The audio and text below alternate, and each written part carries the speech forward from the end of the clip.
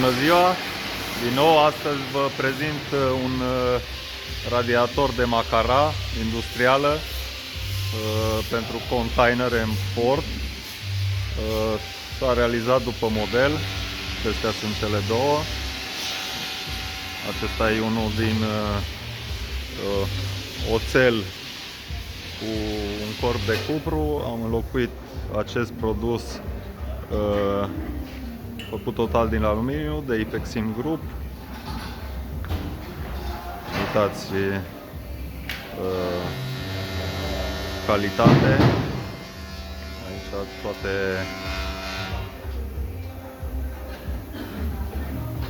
toate elementele sudate de mână.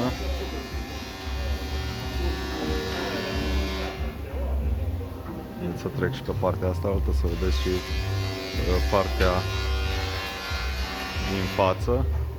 Aici fața, de fapt. Uitați aici toate elementele date, picioare, niște tălpi fost înlocuite de aici.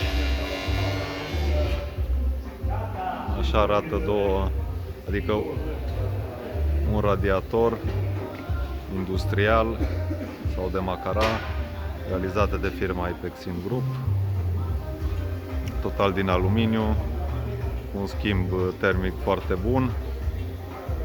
De fapt am făcut două. Aici îl avem pe celălalt gata de ambalare. Vă mulțumim!